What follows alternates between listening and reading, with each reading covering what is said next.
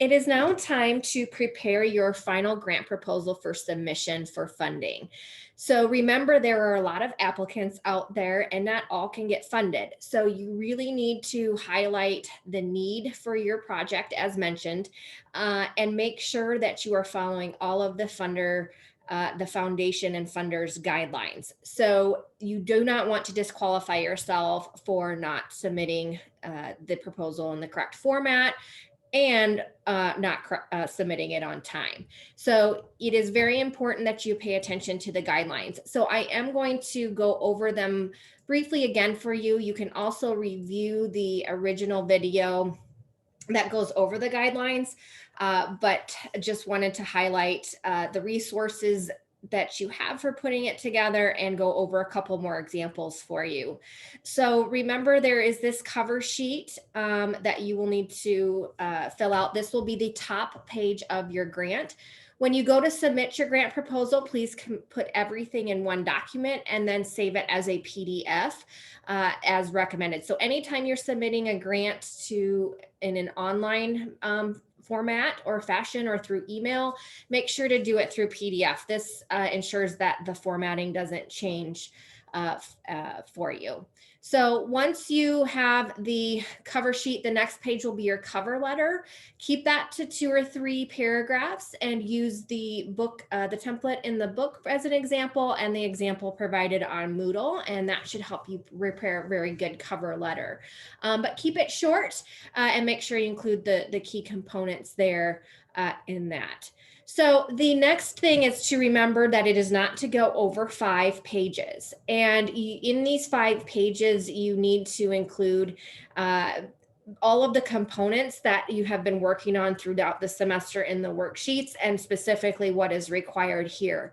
Some of the headers in your grant may change, or it's a little flexibility in how you word that. You may see that in some of the examples I show you. But it's really important that you keep the key themes that are required here in the guidelines here. So you need to show your organization's credibility and describe their history and major accomplishments, any current programs and activities, and make sure that they really are applicable and linked to the current project you're working on. If your organization does a lot of different things and has different types of programs, but they're completely irrelevant, you could say that they have X number of programs, but then focus on the ones that are most relevant to your program. You need to make sure you include the population and target population that is being reached by your project and program. And, particularly the funder is interested in funding projects that reach minority and vulnerable populations. And so and reaches them in a community and public health forum. So remember that as you're preparing it.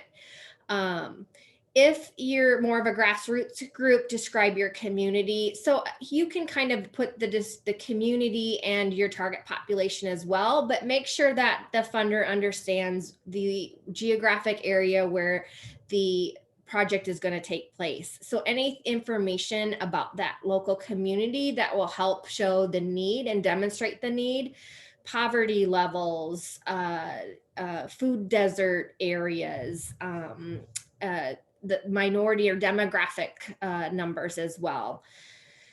Then when you get to the actual description of your request, you're going to have a problem statement or that needs statement. So you'll go back to that worksheet number 3. This is where the evidence comes in, and what is the need and why is your need or your project more important and important that it's be funded right now too. You want to show that time is important as well.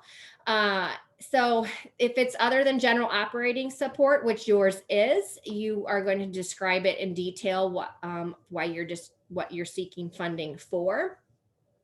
You need to include the goals, objectives, and activities or strategies. So that activities or strategies are the methods that you're going to be doing to achieve those goals and objectives. So you need to be specific with your description there and use a timeline. A timeline is really helpful to do that. And you can use a timeline chart to demonstrate that. If you're able, if your program is, how are you promoting diversity and addressing inequality, oppression, discrimination, or the larger society? This is an interest of the funder. If it is not applicable to yours per se, if you can find a way to integrate it, but otherwise, again, address it back to the public health and the need for your specific population.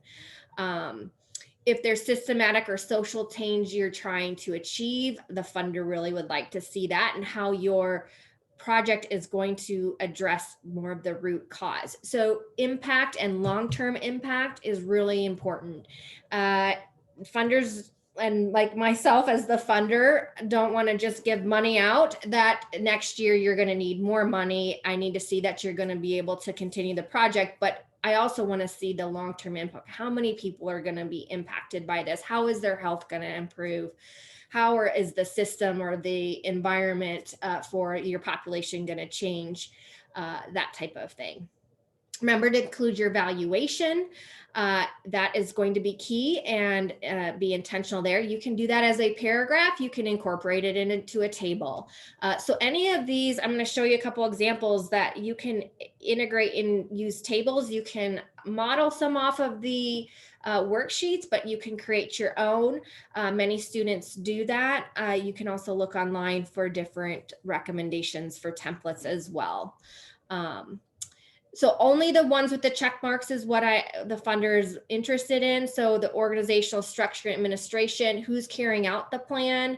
So just a brief paragraph or even a few sentences of the qualifications of the key individuals that are going to be involved in that implementation.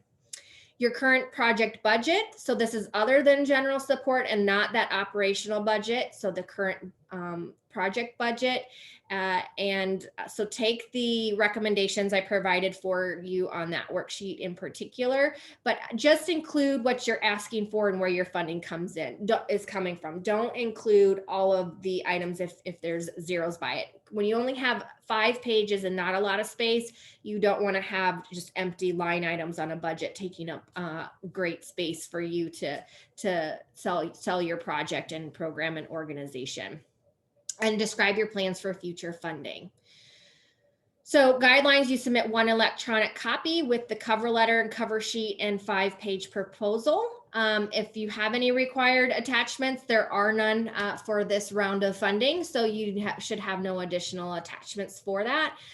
1 copy to Moodle is all that is needed. Remember to use standard font, APA type style font, and no smaller than 11 point and no less than 0.25 margins. Of course, we're not doing hard copy, but no binders or folders, and make sure it's single spaced with double spacing and section headers between the grant sections. So before I go into the examples, this is another way you can look at organizing your grant. These I'm going to be using to check off, and the rubric is really based off of this critique sheet.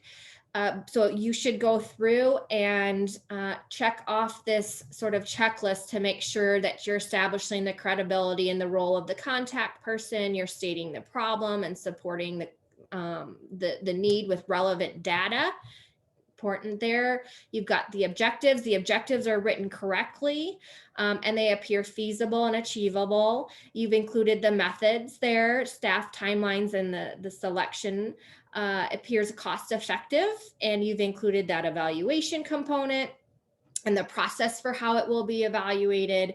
You've included the future funding and the budget.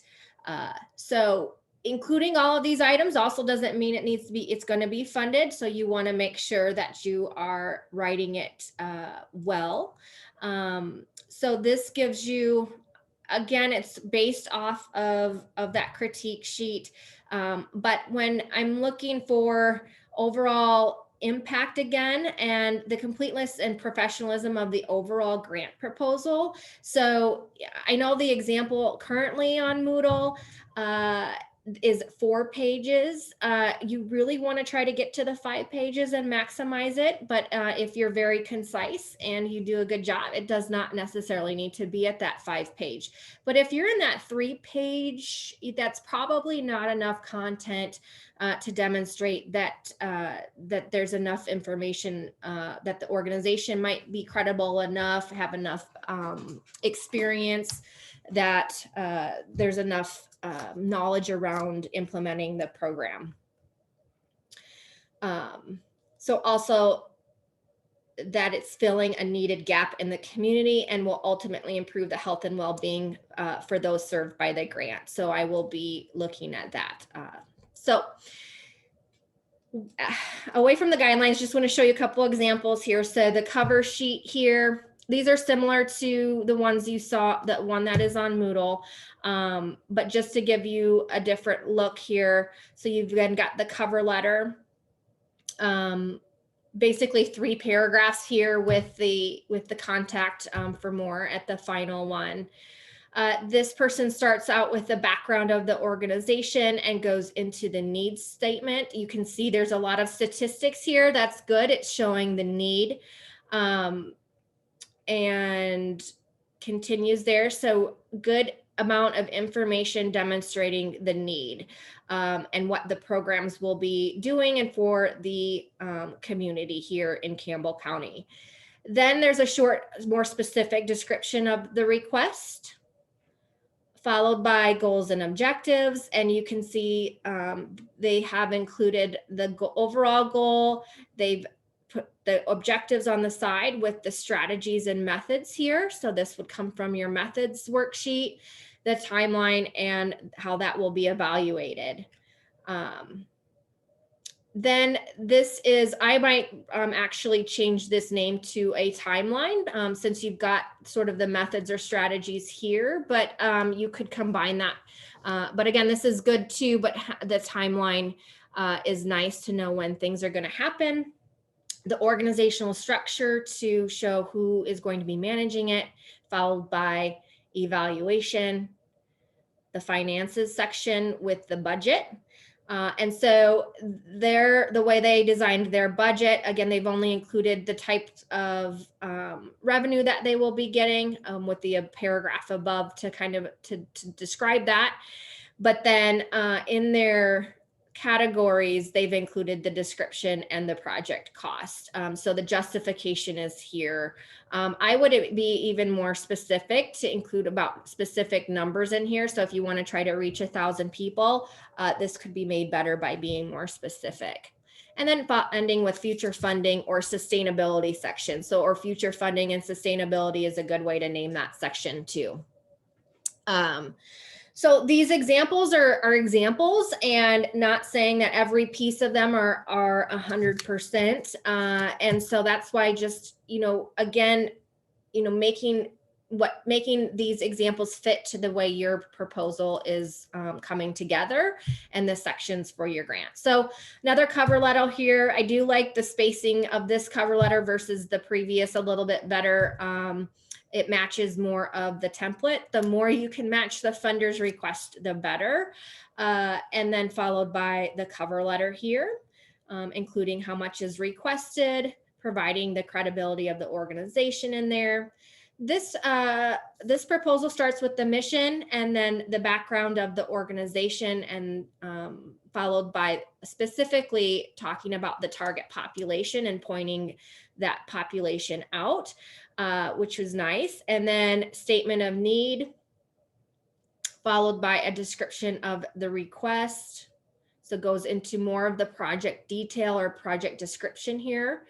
The credibility statement, so further describing why Meals on Wheels in this case would be the best organization to do this, and they have the capacity to do so. Their goals and objectives are not in a table. You can see that they've chose to write that out, and they have their objectives separately. Their methods sections, they've done this a little bit more like the worksheet. So it's by task, person responsible, and the timeline for that, which is just fine. And then followed by evaluation, the budget here, and future funding.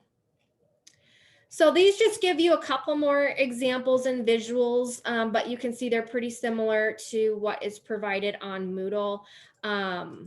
Oops, getting, I guess I'll just be small for here, but so uh, refer to those guidelines. If you have any specific questions, you can reach out. Otherwise, make sure you submit your grant proposal by the time it is due. Late proposals in the grant funding world are not considered. They are thrown out of the consideration pile. So I will still consider them, but they will be at least one grade down. So you make sure you do submit those on time. So if you have questions, let me know. Otherwise, please refer to all the resources that are available on Moodle. Refer back to the textbook. There's a lot, or the workbook. There's a lot of great written examples in each of the sections that go with the worksheets that you did. Look back at my feedback that you've had and use that feedback in your final proposal, and you should succeed on this and get your project funded.